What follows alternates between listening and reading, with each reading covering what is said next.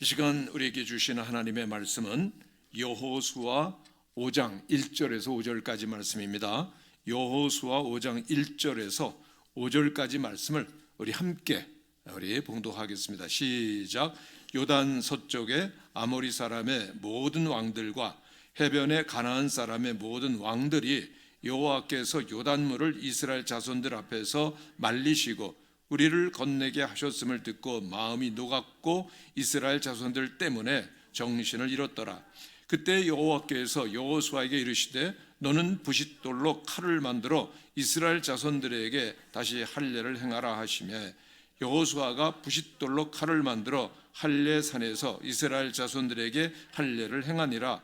여호수아가 할례를 시행한 까닭은 이것이니 애굽에서 나온 모든 백성 중 남자 곧 모든 군사는 애굽에서 나온 후 광야길에서 죽었는데 그 나온 백성은 다 할례를 받았으나 다만 애굽에서 나온 후 광야길에서 난 자는 할례를 받지 못하였음이라. 아멘. 오늘 마지막 날 전해드릴 말씀의 제목은 하나님의 필승 전략입니다. 이번 전체 주제가 미래를 여는 사람이죠. 우리에게 가장 소중한 것은 미래인 줄로 믿습니다. 우리는 미래를 여는 사람, 나에게, 이웃에게, 하나님께 열려 있어야 되겠죠. 그러나 미래를 여는 것도 중요하지만 미래를 여는 장애물, 우리의 미래를 가로막는 것 같은 광야를 지나는 법 말씀드렸고요. 오늘 마지막 정말 중요한 것은 미래를 열기만 하면 뭐 하겠어요? 미래에 대한 꿈만 있으면 뭘 하겠어요? 미래를 향해서 들어가게 되시기를 축원합니다.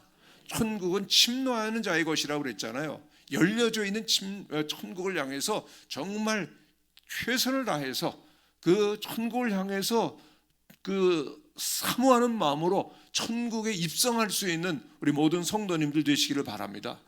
올해는 정말 미래를 향해서 우리들이 진입하고 미래를 우리들이 나의 것으로 하기 위해서 쟁취하고 싸우고 그리고 그 미래를 누리면서 그 미래를 우리의 다음 세대들에게 남겨줄 수 있는 우리 모든 성도님들 되실 수 있기를 바랍니다.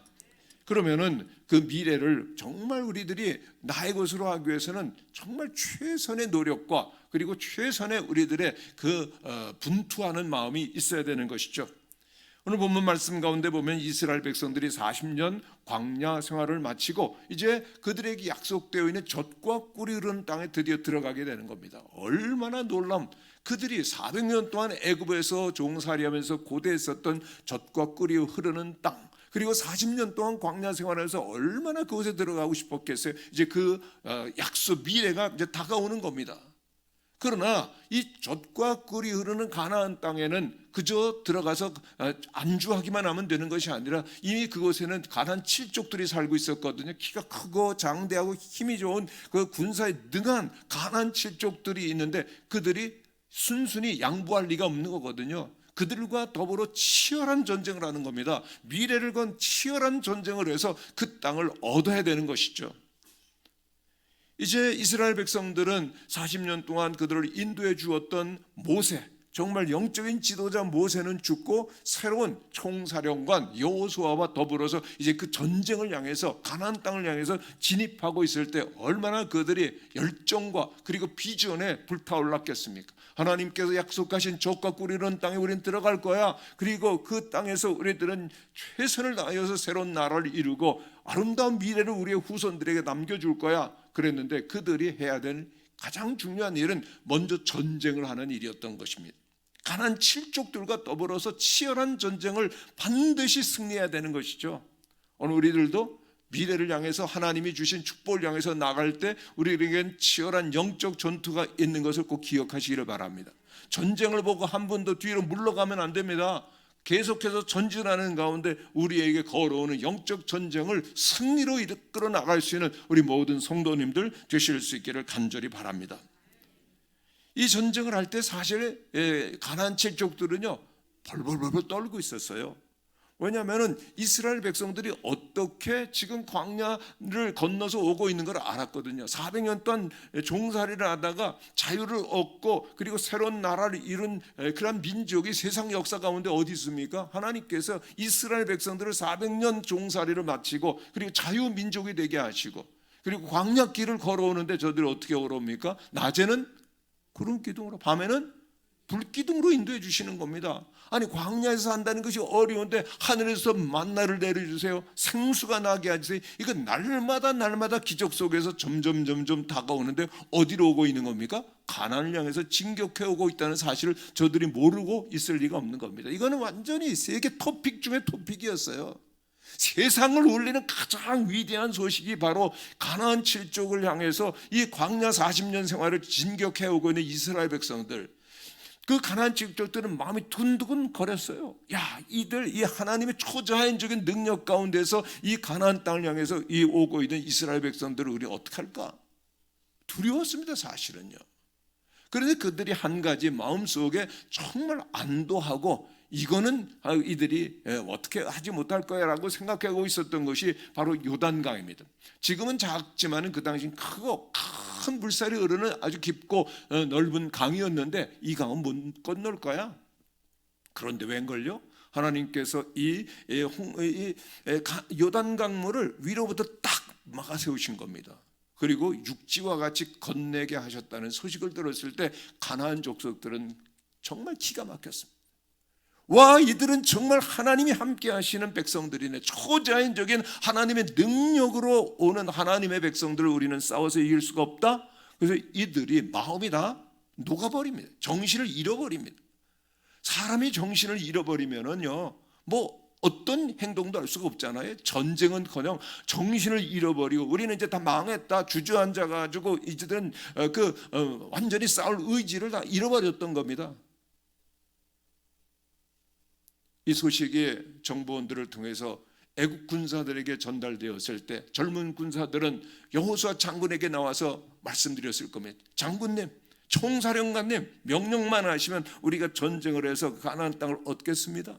적극들은 정신을 잃고 마음이 다 녹아버렸습니다. 싸울 의지가 없습니다. 총사령관 여호수아도 생각해보니까 맞잖아요. 전쟁에서 가장 중요한 것은 그 타이밍입니다. 때를 놓치면 안 되잖아요. 그래, 이제는 우리들이 전쟁을 하자, 그렇게 결단을 하고 있는데 하나님께서 잠깐 그러시는 거예요.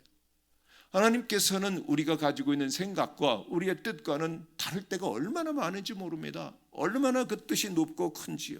잠깐, 그러면서 이 전쟁에 반드시 승리하기 위해서는 하나님이 함께 하셔야 되는 거죠. 성도 여러분, 우리들의 믿음의 길, 그리고 우리의 인생의 길 가운데 하나님이 언제나 함께 계셔야 되는 줄로 믿습니다. 우리 교회 가운데도 하나님이 늘 함께 하셔야만 교회는 앞으로 나아갈 수 있고 부흥하게 되는 줄로 믿습니다. 승리하게 되는 줄로 믿습니다. 하나님이 함께 하셔야 된다는 겁니다. 아니야, 너희들이 이제 전쟁을 하려고 하면은 내가 함께 해야 되는데 내가 함께하는 법을 알려줄게, 그러시는 겁니다. 하나님이 함께 하시면 반드시 승리하게 될 줄로 믿습니다. 그래서 하나님이 저들과 함께 하시며 저들에게 필승의 그 아름다운 결과를 주시기 위해서 오늘 이 여호수아 5장을 말씀해 주고 있는데, 저는 여호수아의 전체 장 중에서 전체 책 가운데 가장 중요한 장이 여호수아 5장이라고 생각이 들어요.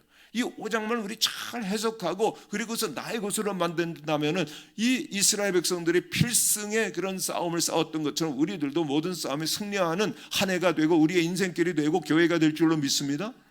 하나님이 우리와 함께 하시는 길이 뭐지? 그걸 말씀드리려고 하는데요. 첫 번째는 거룩해야 됩니다라고 하는 겁니다. 한번 따라 하시기를 바랍니다. 거룩해야 됩니다.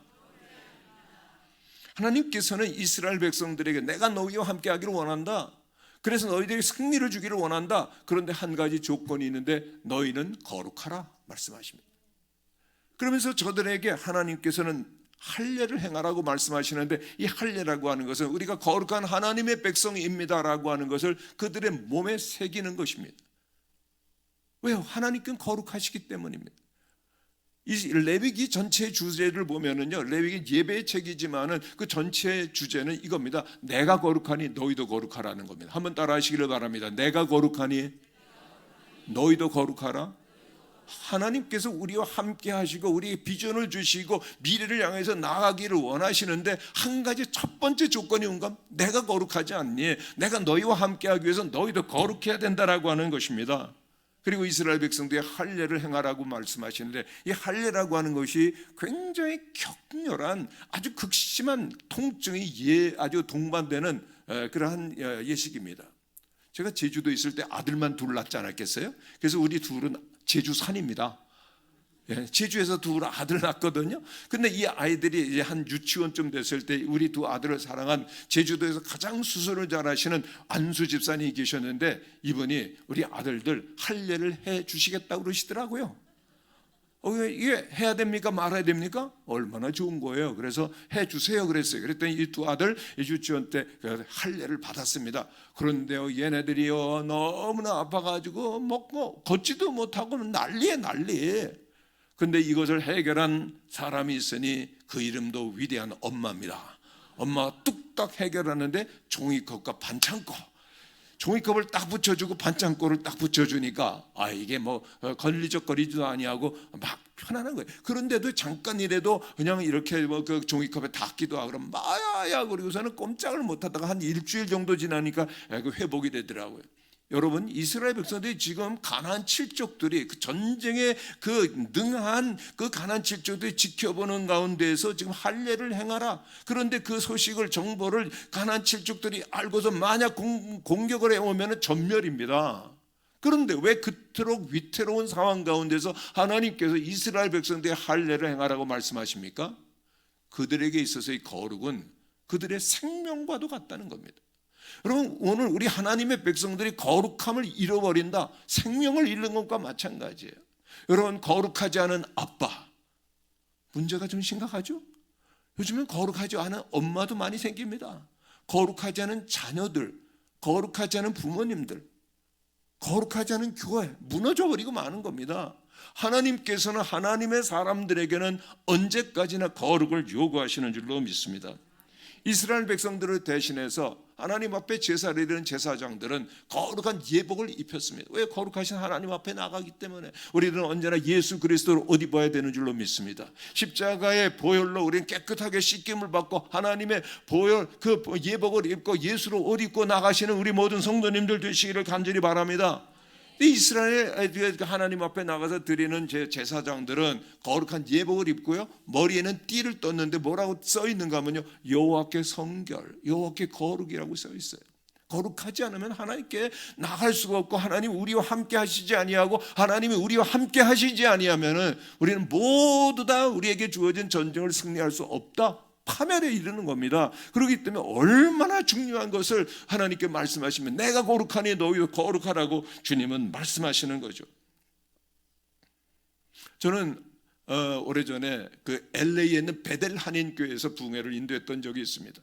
근데 베델 한인교회는 미국 그 한인 교포들 가운데 굉장히 존경을 받으신 손인식 목사님께서 목회를 하고 계셨습니다. 정말 깊은 영향도 받고 또 은혜도 받았는데, 이분이 함께 있을 때 그런 간증을 하시더라고요. 본인이 LA에서 한 번은 보스턴으로 집회를 가셨다는 겁니다. 그런데 그 LA에서 보스턴까지는 5시간 비행기를 타고 가야 돼요.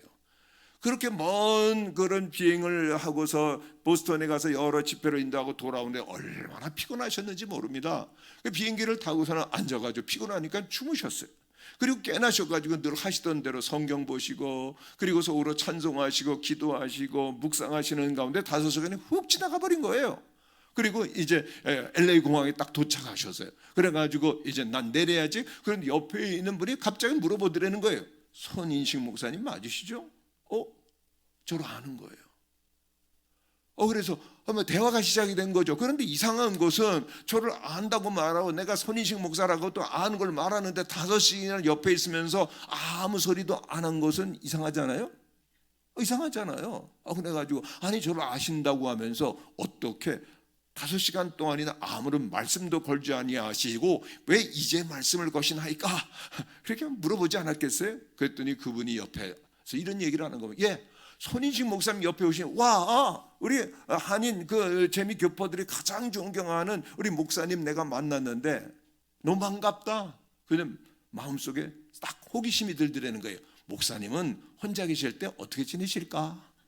그런 생각이 들어가지고 5시간 동안 옆에서 딱 앉아가지고 이 목사님은 어떻게 지내는가 막 눈을 크게 뜨고 봤다는 거예요.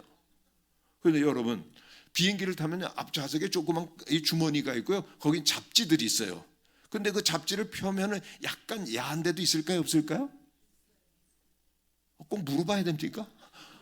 야한 데를 보고서 너무 좋다 그러고서는 심취해 있다면 옆에 있는 분이 알까요, 모를까요? 느낌 오니까 그러면 얼마나 실망이 됐겠어요.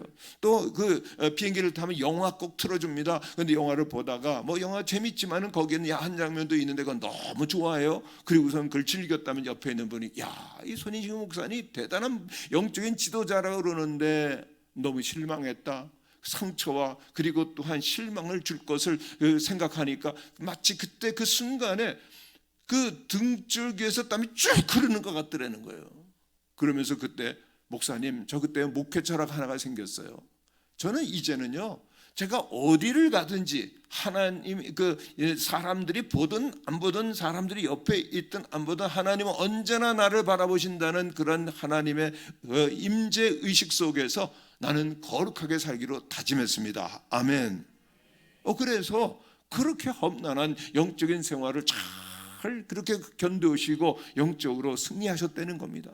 여러분 기억하시기를 바랍니다. 여러분이 출장을 갈 때나 여러분이 가족을 떠나 있을 때나 교회를 떠나 있을 때나 하나님 그곳에 계시죠? 아멘. 하나님이 나를 보고 계신다는 생각을 하실 때 우리는 언제나 성결하고 거룩하게 살 수 있는 줄로 믿습니다. 예배 드릴 때뿐만이 아니에요. 교회에 있을 때뿐만이 아닙니다. 가족들과 함께 있을 때뿐만이 아니라 어디를 가시든지 하나님 앞에 거룩하게 살 때 주님은 함께 하시고 우리가 반드시 승리를 주실 줄로 믿습니다.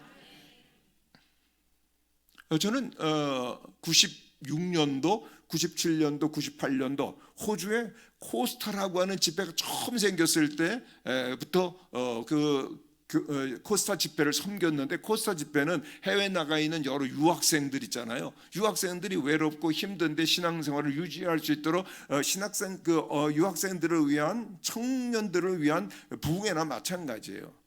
그러면은 시드니에서 주로 모였는데 호주에는 전역에 있는 청년들이 모이는 겁니다.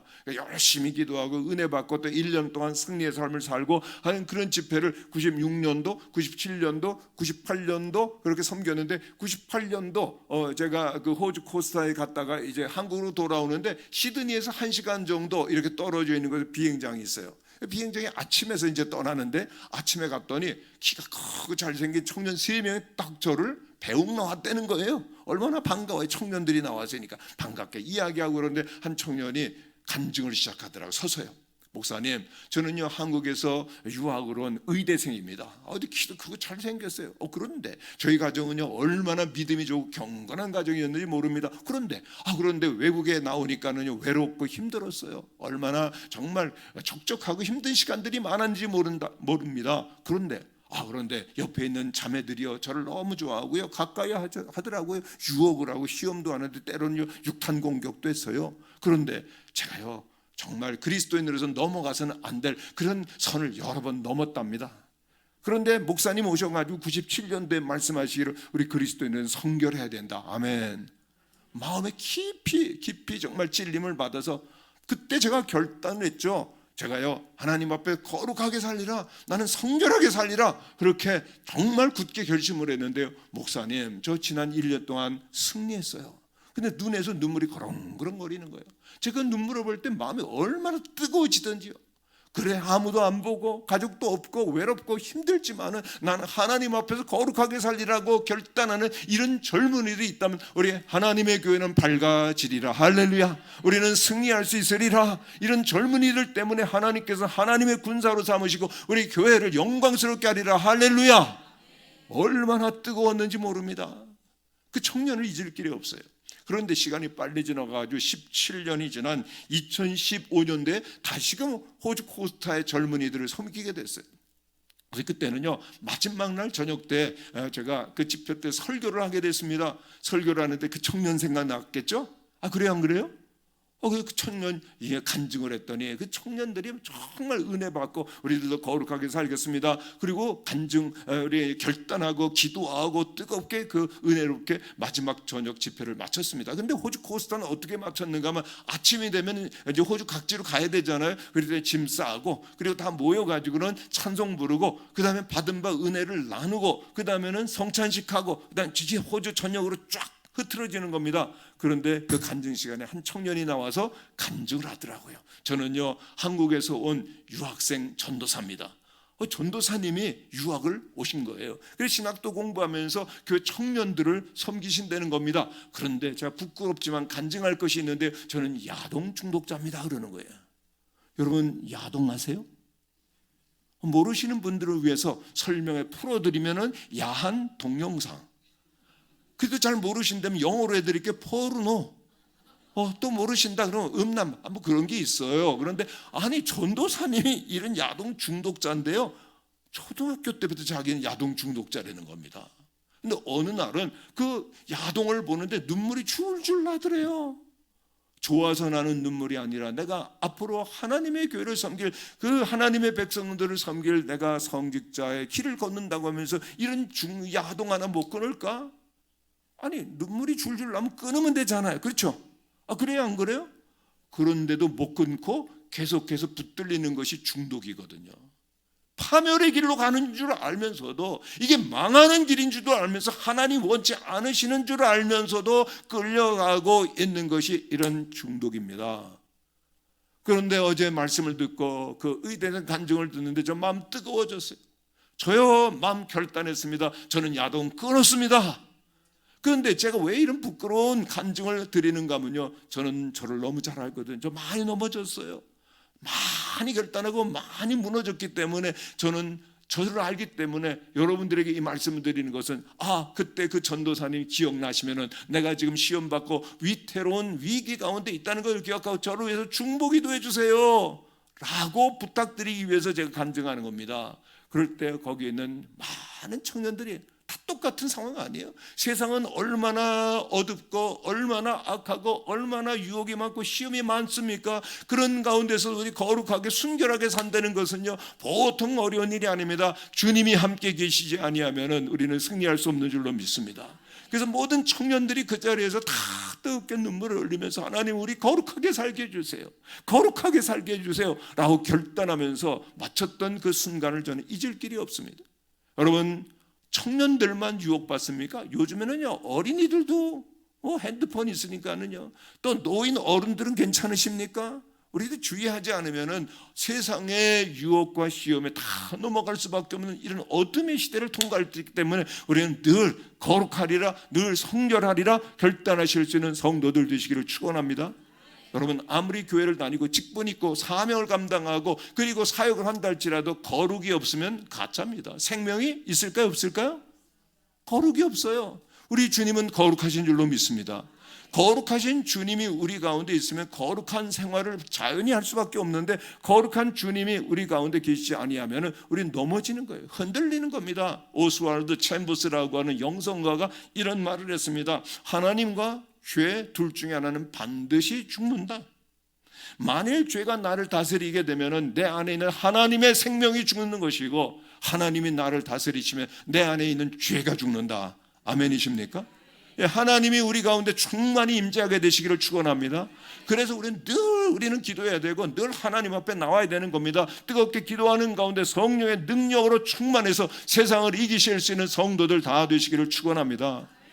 여러분, 우리 큰빛 교회 가운데서 누가 가장 거룩합니까? 가슴에 손을 얹고 한번 따라해 주시기를 바랍니다. 내가 다 제일 거룩합니다. 내가 제일 거룩할 수 있는 비결은 내 안에 예수님이, 내 안에 성령님이 충만히 임하실 때만 가능한 줄로 믿습니다. 늘 은혜 사모하시고 성령 충만한 거룩한 우리 교회, 우리 큰빛 교회 모든 성도님들 되시기를 간절히 축원합니다. 고린도후서 7장 1절에 보면 그런즉으로 시작합니다. 한번 따라하시기를 바랍니다. 그런즉. 성경을 보다 여러분이 그런즉 나오면은요 잠깐 멈추셔야 됩니다. 거기다 밑줄을 딱 긋고 바로 거기서 앞으로 나가지 말고 그 앞을 다시 한번 보아야 되는 겁니다. 그런즉, 그러므로라고 하는 단어가 나오면 그 앞에 복음이 나오는 겁니다. 가장 중요한 복음에 대한 설명이 있고, 그러기 때문에 그러므로, 그런즉이라고 하는 단어가 나오는 거거든요. 그런데 이 고린도후서 7장 1절에 보면 그런즉 사랑하는 자들아 이 약속을 가진 우리는 하나님을 두려워하는 가운데서 거룩함을 온전히 이루어 육과 영의 온갖 더러운 것에서 자신을 깨끗하게 하자. 우리 깨끗하게 하자, 거룩함을 온전히 이루자 그랬는데, 그런즉 그 이전에 뭐가 있을까요? 고린도 후서 6장 그 마지막을 보면 되는데, 거기에서 우리 그리스도인들이 누군가를 말하고 있습니다. 세 가지로 말하고 있는데, 우리는 하나님의 성전이요, 우리는 하나님의 백성이요, 우리는 하나님의 자녀라고 말하고 있습니다. 한번 따라해 주시기를 바랍니다. 우리는 하나님의 성전입니다. 잘 안 들리는 것 같은데요. 다시 한번 하겠습니다. 우리는 하나님의 성전입니다. 하나님의 자녀입니다. 하나님의 백성입니다. 우리가 하나님의 뭐라고요? 성전. 성전은 하나님이 계신 곳이죠. 아멘. 하나님이 우리 가운데 계시기 때문에 우리들은 우리의 자신을 어떻게 해야 될까요? 거룩하게 해야 된다는 겁니다. 우리들을 하나님께서 하나님의 복된 자녀로 삼으시고 하나님 우리 아버지십니다. 할렐루야.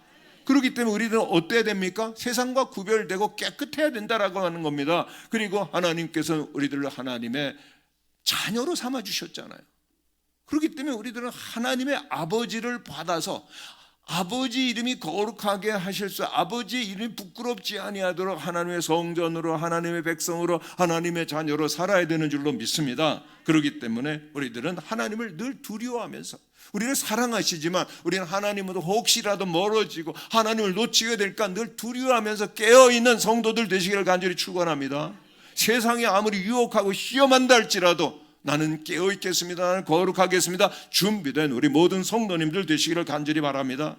육과 영의 온갖 더러운 것이, 세상의 더러움은 이루 말할 수가 없어요.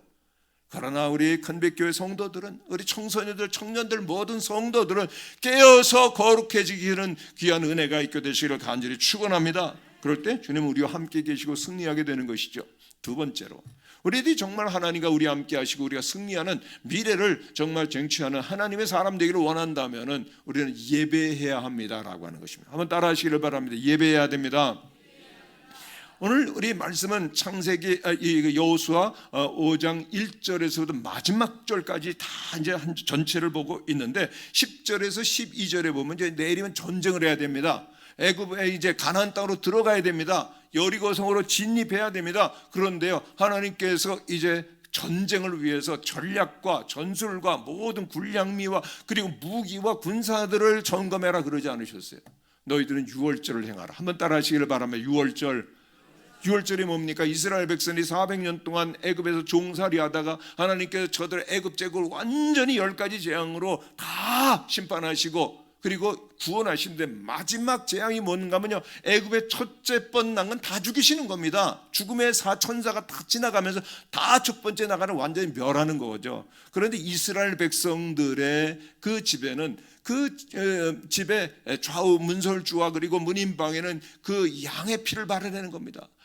그래서 그 양의 피는 우리를 위해서 십자가에 달려고 해서 예수 그리스도의 보혈을 의미하는 줄로 믿습니다. 우리가 십자가 붙들고 그리스도의 보혈을 의지하게 되올 때 죽음과 심판의 천사는 우리를 넘어가게 되는 줄로 믿습니다. 우리가 다 죄가 있죠. 허물이 있죠. 그러나 십자가 붙들고 나아갈 때 우리의 모든 죄를 다 잊으시고 우리를 새롭게 창조하시고 새로운 우리를 하나님의 사람으로 만들어주시고 우리를 의롭다 하시는 줄로 믿습니다. 그러니까 이제 이 죽음의 천사가 이스라엘 백성 넘어간 겁니다. 그래서 넘어간다라고 하는 것을 유월이라고 그러고 영어로는 패스 오버라고 해서 유월절을 지키라는 겁니다. 다시 말씀드리면은 우리들이 모든 일주일의 생활을 하기 전에 그리고 또 우리들이 한 해를 시작하기 전에 이와 같이 비전 신년 집회를 갖는 것처럼 우리가 모여서 정말 하나님께 예배하고 그리고 하나님을 경배하고 찬양하는 것을 의미하는 줄로 믿습니다. 모든 시작을 하기 전에 하나님 원하시는 것이 있어요. 사업도 하고 또 사역도 하고 그리고 모든 일도 시작해야 되지만 그 이전에 먼저 예배하는 우리 성도님들 되시기를 바랍니다. 하나님께 먼저 하나님을 바라보기를 원하시는 것이죠. 여러분들은 정말 예배 시간에 하나님만을 바라보고 하나님을 예배하시는지요? 전심으로 하나님을 정말 뜨겁게 사랑하며 주님을 사모하며 예배하고 계십니까? 그렇습니다. 우리는 전심으로 우리는 하나님을 예배해야 되는데 우리의 인생이라고 하는 것은 우리가 무엇을 바라보느냐에 따라서 결정됩니다. 이 바라본다라고 하는 것은 한자로 말하면 시선이거든요. 시선이라고 하는 단어를 묵상해 보면 참 은혜가 되는데 시자는 볼 시자입니다. 그리고 선자는 줄선이에요. 그럼 생각해 보면 우리가 뭘 한번 딱 바라봅니다. 그러면은요, 바라보는 걸 끝나는 것이 아니라 거기에 딱 줄이 한 줄 연결이 되는 겁니다. 그리고 우리가 두 번 바라보면 몇 줄이 연결이 될까요? 제가 어려운 거 여쭤봤습니까? 우리가 한 번 보면 한 줄, 두 번 보면 두 줄, 세 번 보면 그 정도까지만 하겠습니다. 그러니까 우리가 뭘 한 번 봤다 그러면 어떤 사물과 사람을 봤다 그러면 그걸로 끝나는 것이 아니라 우리의 마음과 그 사물과 사람 사이에 어떤 연결되어지는 줄이 생긴다는 겁니다. 자꾸만 봐요. 그러면요, 근데 끊어질 수 없는 그런 연결 도로가 생긴다는 겁니다. 그래서 포르노가 야동이 무섭다는 게 그거 아닌가? 한 번, 두 번 뭐 괜찮지 그러고 보고 나면 우리의 마음이 그쪽으로 쫙 연결돼 가지고 멸망하는 수밖에 없는 줄 알면, 이게 아닌 줄 알면서도 따라 내려갈 수밖에 없는 그런 멸망의 길이 열린다는 거예요. 아닙니다. 우리들은 언제나 주님을 바라보면서 주님을 사모하는 가운데, 하나님을 바라보는 가운데 우리의 마음 가운데 시온의 대로가 열리게 되시기를 축원합니다. 그래요. 우리 마음이 늘 주님을 사랑하는 가운데 우리의 마음은 늘 찬양하고 늘 말씀이 있고, 그래서 주님께로 나아갈 수 있는 시온의 대로 활짝 열리는 새해가 되시기를 간절히 축원합니다. 정말 예배 드리는 것이 그리 중요합니다. 주일 예배, 가정에서 예배, 우리 금요 철야, 그리고 또 모든 수요 기도에 모든 예배 열심히 나오시는 여러분들 되시기를 축원합니다. 그래서 예배로 하나님과 우리들이 연결돼야 되는 거죠. 안산에 꿈의 교회라고 있습니다. 정말 많이 부흥하고 성장하는 교회 중에 하나인데, 그 교회 전도사 시절에 그 김학중 전도사님이 그곳에 안산에 그 교회를 개척했는데 이미 굉장히 열심히 있었던 분이에요. 그래가지고 개척하면서 전도사 시절에 전도지를 잘 만들어가지고 그 안산 시민들에게 3만 장을 뿌렸습니다. 여러분들은 놀라지 않는 게 특징 같아요. 뭐 3만 장 그 정도 뿌린, 얼마나 공을 들이고 얼마나 수고를 했겠어요. 3만 장을 뿌리면서 하나님께 기도하는 겁니다. 하나님, 제가 3만 장 전도지를 뿌렸으니까 제가 개척 예배 드릴 때는 300명은 오게 하여 주시옵소서. 그런데요, 아멘 하셨는데 그 기도는 이상하게 하면 할수록 아멘이 점점 작아지는 거예요. 300명이 오리라는 그런 믿음이 안 생기는 겁니다. 그래서 기도를 약간 줄였습니다. 하나님, 제가 개척 예배 드릴 때 300명은 나중에 보내주시고 30명만 보내주시옵소서. 열심히 기도하지 않았겠어요? 그런데 30명도의 믿음이 안 가는 거예요. 그래가지고 하나님, 완전히 겸손하게, 하나님, 저 30명도 나중에 보내주시고 3명만 보내주시옵소서. 그리고 이제 개척 예배를 드렸다는 거 아닙니까? 그런데 개척 예배 드릴 때 몇 명 왔을까요? 한 명도 안 왔어요, 여러분요. 아니, 요즘에 어떤 시대입니까? 뭐 전도지 줘가지고 뭐 누가 오는 때입니까? 막 우리 관계 전도하고 막 공을 들이고 사랑을 베풀고 막 관심을 베풀고 기도하면서 그래도 올까 말까 하지 않습니까? 누가 오겠어요? 그래가지고 누구랑 그 예배를 드리는 거면 사모님과 두 분이 딱 예배 드리는데 얼마나 어색하고 힘들게 드렸는지 모릅니다. 첫째 주, 둘째 주, 셋째 주 다 두 분이 드렸어요. 넷째 주 몇 명이 들었을까요? 역시 2명이죠. 그런데 그날은 예배 드리는데 일이 생겼습니다. 하나밖에 없는 성도, 그 사모님이요, 예배를 드리다가 설교를 드리다가 갑자기 집중하지 않는 거예요. 그럼 강대상에서는 참 이상한 것은요, 여러분들이 다 눈에 들어오는 겁니다. 그리고 저를 지금 바라보는 것 같지만 다른 생각을 하시면 그것까지 느껴지는 거예요. 집에 지금 내가 열쇠를 안 잠그고 왔나 뭐 이런 생각이 다 느낌이 오는데 어떡합니까? 근데 하나밖에 없는 성도님이 집중을 안 하니까 막 열이 나는데 이 사모님이 갑자기 그 손이 부시럭거리고 그 핸드백으로 들어가는 거예요. 근데 진짜 열받으셨어요. 왜냐하면 그 두 분이 결혼하기 전에 교제할 때 가장 많이 먹었던 새우깡이거든요. 이거 설교도 뭐 별로 은혜도 안 되고 그 힘도 없는 것 같으니까 나 새우깡이나 먹을란다. 그러고서는 새우깡 꺼낸 줄 알고 열을 바짝 받아가지고선 무섭게 쳐다봤더니 사모님께서 꺼낸 건 새우깡이 아니라 손수건이었어요. 하나밖에 없는 남편 전도사님이 그렇게 힘들게 설교하는 모습이 안쓰러워가지고 흘러내리는 눈물을 닦아내시려는 모습을 보면서 이 예배가 되겠어요? 예배 끝하고선 내려가서 사모님 안고 막 대성통곡하고 그 다음에 사모님 댁으로 보내고 그 다음부터 이 전도사님이 하나님하고 1대1로 막 씨름하는 겁니다. 기도하는 겁니다. 기도가 아니라 하나님 앞에 대모하는 겁니다. 막 항구하는 겁니다. 삿대질까지 나중에 하는 겁니다. 이럴 수가 있습니까? 제가 3만 장 뿌리고요, 얼마나 열심으로 지금까지 왔는데 이게 뭡니까? 막 하나님 앞에 대들다가요 힘이 다 해가지고 푹 쓰러져서 잠이 드셨어요. 근데 꿈을 꾸는데 똑같은 개척교회 예배당이에요. 그런데 아무도 없는 예배당인 줄 알았는데 천사들이 나르면서 거룩하다 그러는 거예요. 할렐루야. 너무나 은혜스럽고 영광스러운데 어디선가 하나님의 음성이 들려옵니다. 사랑하는 종아, 내가 너와 함께 하느니라. 여러분, 하나님의 성전에는 주께서 영광주에 임재하여 계시는 줄로 믿습니다.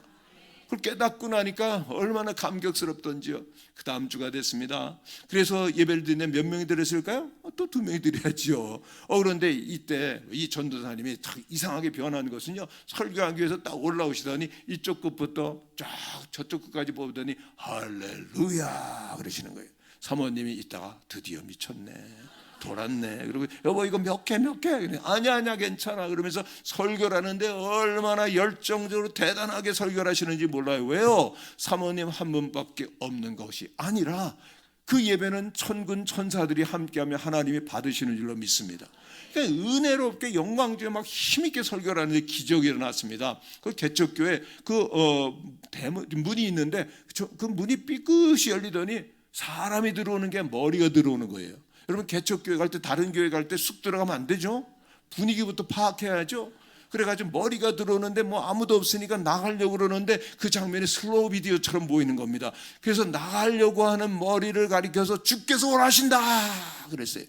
그랬더니 잠시 있더니 그 머리가 아니야, 그래도 나가야지. 그러고서 나가려는데 더 열받으셨어요. 주께서 속히 원하신다 그랬더니 아예 나가버리더랍니다.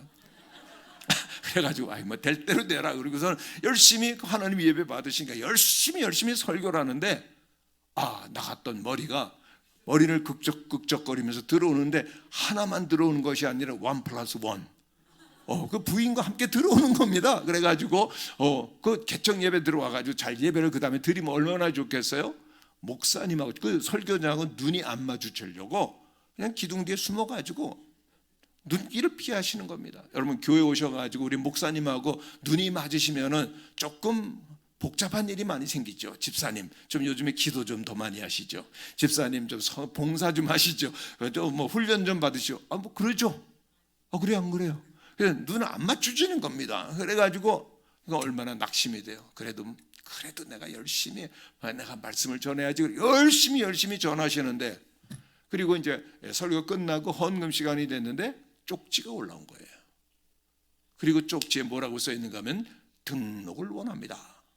그래가지고 그분이 최초의 등록교인이 되신 거예요. 그 다음부터는요 이상하게도 계속해서 세신자들이 몰려오면서 오늘에 부응하는 꿈의 교회가 된 거죠. 근데 정말 이 전도사님이 신기하잖아요. 아니 아무도 없는 이런 개척교회 어떻게 등록을 하셨어요? 그랬더니 하시는 얘기가 제가요 그냥 주일이 돼서 개척교회 예배드리려고 가자 그랬는데 딱 머리를 디미는데 주께서 하신다. 나가려는데 석혈하신다. 그래서 고민하다가 예배는 드리고 가야지. 그리고 들어왔더니 딱 왔는데 하나님 임재가 느껴지더라는 거예요. 와, 하나님이 함께 계시네. 이게 웬일이에요? 하나님이 함께 하시는 우리들이 영적으로 느끼는 거거든요. 그 다음 말씀을 전하시는데 얼마나 폭포수와 같은 은혜와 복음이 강력하게 전해. 이 교회로구나. 그리고 등록을 하게 되었습니다. 그리고 등록하고 그 교회 중직자가 되신 거예요. 하나님께서 수많은 교회가 있지만은 오늘도 어떤 교회가 정말 전심으로 하나님을 사모하고 예배하는 교회인지 교회를 찾으시는 줄로 믿습니다. 우리 교회 수많은 성도들이 나오시지만은 정말 하나님을 위해서 마음과 뜻과 정성과 힘을 다해 예배드리는 그 예배자는 누군가 주님께서 찾으시고 그에게 함께하여 주시기를 기뻐하시는 줄로 믿습니다. 그렇습니다. 오늘 우리들에게 하나님께서 원하시는 것이 뭘까요? 하나님은 우리의 찬송을 받기 위해서 우리를 지으신 줄로 믿습니다. 찬송받고 우리 예배를 받기 위해서 십자가의 보혈로 우리를 구원하여 주신 줄로 믿습니다. 우리가 하나님의 자녀여 하나님의 백성이기 때문에 하나님의 성전이기 때문에 우리 가운데 계신 주님을 온전히 찬양하며 예배하기를 주님은 그렇게 기뻐하시는데, 그렇게 예배드리는 예배자가 요즘에 점점 적어지는 거죠. 그러나 이번 성회를 우리가 통해서 하나님, 저는 예배자가 되겠습니다. 하나님을 찬양하는 하나님의 사람이 되겠습니다. 결단하며 예배자로 주님 앞에 나가게 되시기를 간절히 축원합니다. 여러분, 우리의 큰빛 교회 가운데 가장 예배를 잘 드리는 성도가 누구십니까? 가슴에 손 얹고 따라해 주시기를 바랍니다. 하나님, 제가 우리 교회 가운데서 가장 예배를 잘 드립니다. 아멘. 아니, 목사님이 오셔가지고 우리 성도들을 무슨 경쟁시키나? 누가 예배를 잘 드리나? 아니에요. 하나님께는 여러분 한 분이 정말 세상에 그 무엇보다 소중한 줄로 믿습니다. 여러분 한 분을 구원하시기 위해서 독생자 예수 그리스도를 온전히 십자가에 못 박으시고 그 보혈로 여러분들을 구원하시고 하나님의 자녀가 되게 하신 줄로 믿습니다. 여러분들을 구원하시기 위해서 하나님 모든 것 주셨어요. 우리가 그 놀라운 은혜를 안다면 우리들도 하나님 앞에서 나올 때 나의 모든 것을 다 드리는데 다른 사람 생각할 겨를이 없는 것. 나를 그렇게 사랑하시고 모든 것을 주신 주님께 나도 모든 것 드리겠습니다. 모든 것 드리는 그 사랑과 그리고 주님을 향한 예배, 우리가 누구에게 양보할 수가 있습니까? 정말 우리들이 새해 들어서 하나님께 예배 드리는 일에는 온전히 충성을 다하시는 성도들 되시기를 간절히 축원합니다. 예배하는 자에게 하나님은 함께하여 주시는 줄로 믿습니다. 103세 세상을 떠나신 방질 목사님, 선교사로도 일하셨고 정말 위대한 일을 하신 우리 목사님이신데 세상을 떠나시기 직전에 한 분이 인터뷰를 했습니다. 목사님 다시금 젊은 시절로 돌아가셔서 목사님이 다시금 정말 목회를 하신다면 무엇에 집중을 하시겠어요? 목사님이 잠시 기도하시더니 이렇게 말씀하셨습니다. 예, 제가 다시 목회를 시작한다면 하나님을 예배하는 일에 집중할 것이고 그리고 가정에 집중하겠습니다. 옛날 우리 어른들은 정말 하나님 앞에 열심히 하느라고 가정을 소홀해서 정말 문제들이 생긴 적도 있거든요. 가정이 중요합니다. 여러분들 가정이 복된 가정, 예배하는 가정, 거룩한 가정 되시기를 축원합니다.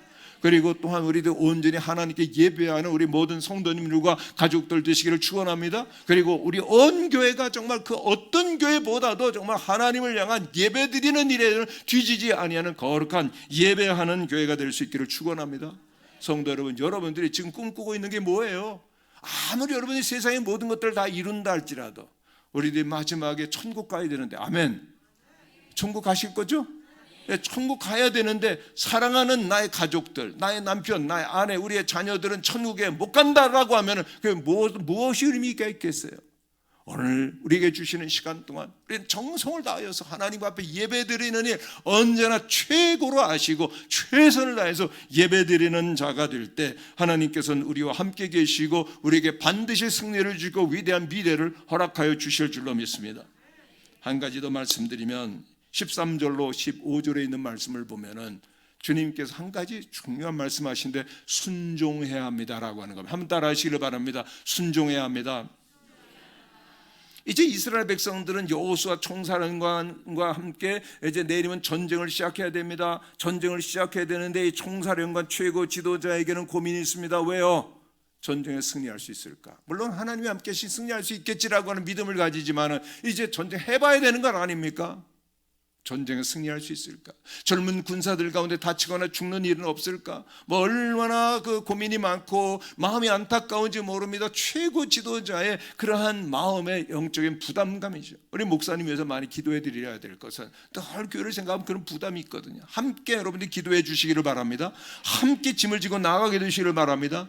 젊은 지도자 여호수아 총사령관은 진에서 잠깐 빠져나가서 광야로 나갔어요. 그런데 놀라운 장면을 보는데 큰 칼을 빼어든 군대 대장을 만난 겁니다. 이제 전쟁을 앞아야 되는데 정말 강력한 군대 대장을 만났을 때 묻지 않을 수가 없었어요. 당신은 누구를 위합니까? 우리를 위합니까? 적을 위합니까? 묻지 않았겠어요? 그런데 그 군대 대장 이야기입니다. 아니라 나는 여호와의 군대 대장으로 왔노라. 근데 여기 아니라고 하는 말은요, 히브리어로 보면은 내 편도 아니고 적편도 아니다. 양쪽, 영어로 하면 리더라고 하는 표현입니다. 하나님의 그 군대 대장이 왔는데 큰 강력한 군대 대장을 만났는데 우리와 함께하면 우리는 승리할 텐데 라고 하는 생각을 안 했겠어요? 그래서 우리 편이면 좋겠습니다 라고 하는 대답을 구했을지 모릅니다. 그러나 하나님께서는 우리에게 언제나 묻습니다. 나는 너희와 늘 함께 할 거야. 그럼 너희는 나와 함께 하니? 여러분 늘 주님과 함께 하십니까? 주님 편에 걸어가십니까? 정말 중요한 것을 하나님 묻고 계신 게 아니다. 그러면서 나는 여호와의 군대 대장으로 너에게 왔노라. 그 말씀을 들었을 때 여호수아 총사는 그 자리에 딱 엎드립니다. 그리고 주여 저에게 무슨 말씀을 하려고 하십니까? 우리는 주님의 음성을 들어야 되죠. 주님이 오늘 우리에게 무엇을 원하시는지를 우리는 귀 기울여 들어야 되는 겁니다. 그때 군대 대장이 말합니다. 네가 있는 곳은 거룩한 곳이니 네 발에서 신을 벗으라. 그래서 여호수아 총사는 신발 벗었어요. 그리고 여호수아 5장 끝납니다. 참 이상한 결말이 아닙니까? 그런데 이 여호수아 총사령관이 이와 같이 신발을 벗고 그 다음부터 여호수아 6장으로 넘어가면은 그 다음부터 가나안을 정복하기 위한 7년 대전쟁이 남부 연합군을 격파하고 북부 연합군을 격파하고 가나안을 정복하는 전쟁의 기록이 나오는데, 세계 전쟁 역사 가운데 없는 위대한 기록이 세워진 것은 아이성에서 거짓말 한 번 했다가 실패한 경험, 패배한 경험을 빼고서는 모든 전쟁을 연전연승했습니다. 할렐루야. 왜요? 여호와의 군대대장, 즉 예수 그리스도께서 앞장서 가셨기 때문에 그 모든 전쟁을 승리하게 된 줄로 믿습니다.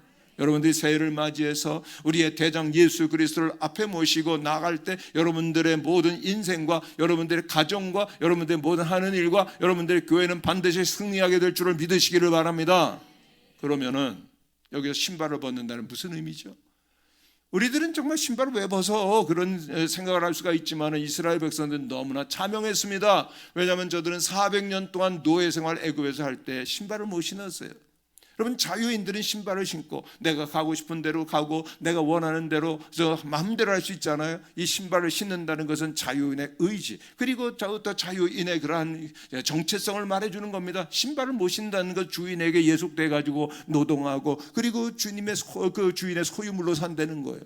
신발을 벗으라고 총사령관 여호수아에게 군대 대장이 말했던 건, 너 여기에 지휘권을 가지고 있지만 너는 여기에 대장, 너는 모든 여기에 그 지휘자가 아니라 내가 이 군대를 이끌어 나가길 원하노라. 그러니 너는 그 지휘권을 나에게 달라고 하는 의미입니다. 그랬을 때 여호수아는 신발을 벗어서, 그래요, 대장 예수 그리스도께서 저의 모든 것이 되십니다 하고 모든 권한을 맡겨드린 줄로 믿습니다. 우리들이 이 한 해를 승리하기를 원하십니까? 여러분들의 자녀들이 하나님 앞에 승리하기를 원하십니까? 여러분의 가정이 주님 앞에 승리하기를 원하십니까? 여호와 앞에서 신발을 벗고 주님만이 우리의 가정의 주인 되심을 고백하시고 순종함으로 나가는 우리 모두가 되시기를 바랍니다. 교회도 마찬가지예요.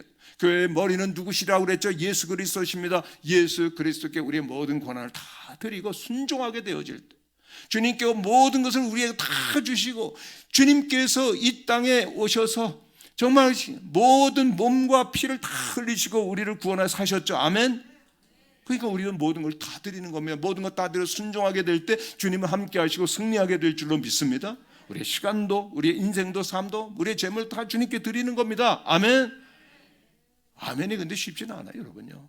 살다가 보면 그 마음이 흔들릴 때가 있어요. 제가 아는 한 교회 전도왕이 있으셔요. 여왕, 전도왕 권사님이세요. 얼마나 열심히 전도를 잘하시고 열정적으로 신앙생활 하시는데, 근데 이분이 시험에 든 것은요, 아이들이 쌍둥이 딸이 있었는데 이 딸 둘이 고등학교 3학년이 된 겁니다. 그래서 이 애들 좋은 학교 보내야 되겠죠? 아, 그래 안 그래요? 그래가지고 그러려고 하면은 학원에 좀 보내야 되겠다. 학원에 보냈어요.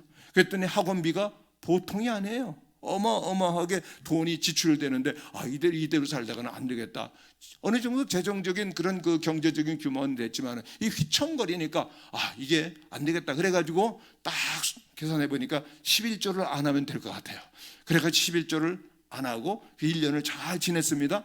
그런데요, 1년이 지난 다음에 딱 계산을 해보니까 그에 들어서 이상하게 몸도 아프고 그래, 병원도 가고 치료비도 나고 그래가지고 딱 해가지고 또 다른 지출이 생겼는데 딱 보니까는 딱 11조가 나간 거예요. 그러면 깨달음이 왔습니다. 내가 하나님께 드려야 될 것을 하나님께 드리지 않으시니까 하나님께 깨닫게 하려고 이렇게 11조 그 금액을 다 가져가셨구나. 그 다음부터는 마음과 뜻을 정하여서 정확하게 주님 앞에 11조를 드리면서 신앙인의 길을 다시금 걷게 됐는 줄로 믿습니다. 만약에 그렇지 않았다면 그분은 껍질만인, 외형만인 그런 신앙인의 길을 걸을 수도 있었던 거죠. 여러분, 우리의 몸도 마음도 여러분 시간에 11조로 주님 앞에 드리시기를 바랍니다. 여러분, 기도의 시간을 좀 더 누리시고 묵상하는 시간 더 누리시고 하나님 앞에 충성하는 시간 뚝 떼어가지고 하나님 앞에 11조 드리시기를 바랍니다. 재물도 그렇고 우리의 생명도 그렇고 우리의 모든 삶을 다 주님께 드릴 때 주님은 우리와 함께 계시고, 그리고 또 순종하는 자에게 주님께서는 우리의 대장 되어 주셔서 승리의 삶을 주실 줄로 믿습니다. 올해는 새로운 출발하시는 우리 모두가 되시기를 간절히 축원합니다.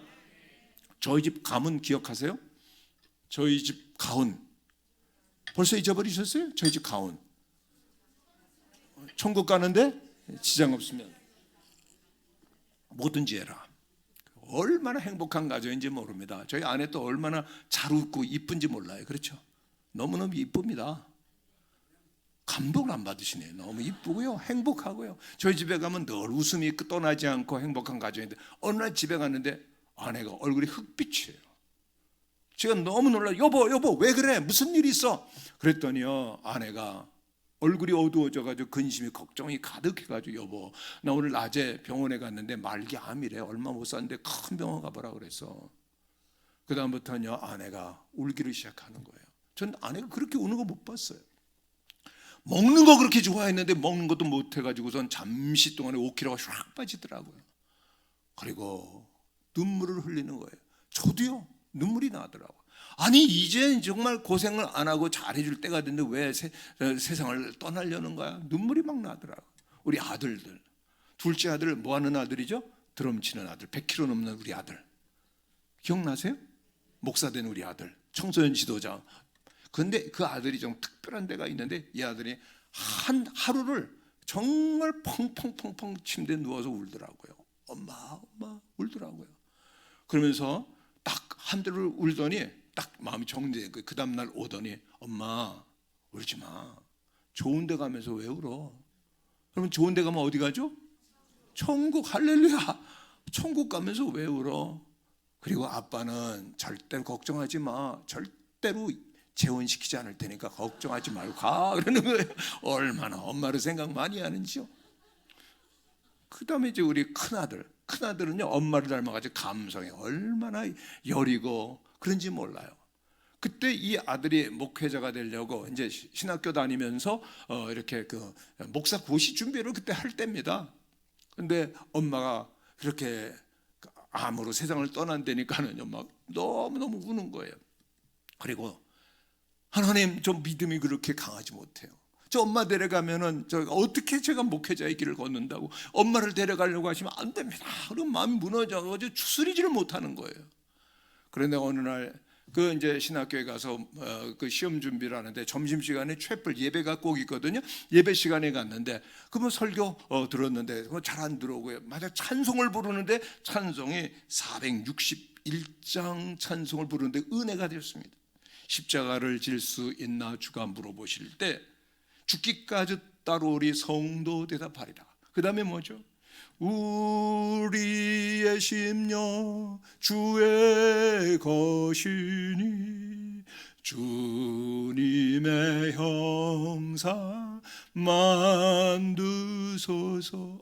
주님의 형상 만드소서. 우리의 심령 누구의 것이라고요? 오늘 깨달음이 얻으래요. 세상의 모든 것들이 다 하나님 만드시고 하나님께 속해 있는데 우리의 심령도 누구의 것이라고요? 주님의 것. 그러면 우리 엄마의 심령도 주님의 것. 우리 엄마가 어떤 어려움을 당하고 어떤 힘든 여정을 간다 할지라도 엄마의 심령을 주님이 지키실 줄로 믿습니다. 가장 좋은 것으로 예비하신 줄로 믿습니다. 그러니까 마음이 평안이 오고 위로가 오면서, 하나님 맞아요, 어머니의 심령도 주님께서 알아서 다 하실 거니 저는 어떤 어려움이 있어도 저는 주의 종의 길을 걷겠습니다. 순종하겠습니다. 그래서 저도 어느 정도 준비가 되고 아들들도 준비가 되고 아내도 준비가 됐는데 23일이라고 하는 시간이 지나서 딱 큰 병원에서 진단 결과가 나왔는데 오진이었습니다. 그런데 이때 23일 기간 동안 하나님께는 저희 가족들을 다루어 보신 것 같아요. 김 목사야, 사랑하는 사모야, 두 아들아, 어떠한 어려움과 시험이 있다 할지라도 나를 따라오려고 하는 순종의 길을 걷겠니? 어려움과 시험이 오면 우리의 마음은 흔들리는 거거든요. 주님은 우리의 마음을 알고 싶으셨던 거죠. 어렵고 힘들고 거친 그런 들판을 가는 일이 있다 할지라도 너는 나의 종의 길을 걷겠느냐라고 말씀했을 때, 아멘, 어떤 일이 있어도 주님께 순종하겠습니다 했을 때 주님께서 우리의 가정에 새로운 사역의 길을, 그리고 또한 주님의 종의 길을 열어주신 줄로 믿습니다. 성도 여러분, 오늘 우리들에게는 정말 하나님께서 우리의 미래를 열어주셔야 되는데 부흥이 필요한 줄로 믿습니다. 근데 그 부흥이라고 하는 것은 한마디로 주님께 대한 순종이에요. 어떠한 어려움이 있어 할지라도 주님 말씀하시면 아멘, 주님 말씀하시면 아멘, 주님의 말씀이시면, 주님의 뜻이라면은 저는 반드시 그 길을 걸어가겠습니다. 순종할 때 주님은 우리와 함께 계시고 우리를 승리의 길로 인도하여 주실 줄로 믿습니다.